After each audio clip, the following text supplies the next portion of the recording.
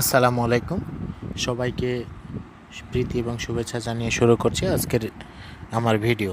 তো প্রিয় বন্ধুরা, আমরা আমাদের প্রাত্যহিক জীবনে ইমেল একটি গুরুত্বপূর্ণ জিনিস। আমরা বিভিন্ন তথ্য ইমেলের মাধ্যমে লেনদেন করতে পারি।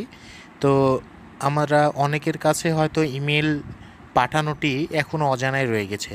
তো আমি আজকে আপনাদের দেখাবো কিভাবে মোবাইল ফোন থেকে আপনারা ইমেল একজনের কাছ থেকে আরেকজনের কাছে দিবেন। তো সে কারণে আমাদের প্রত্যেকের মোবাইলে যে অ্যাপসটি আছে সেটি হলো জিমেল অ্যাপ। এই জিমেল অ্যাপে আমরা ঢুকব।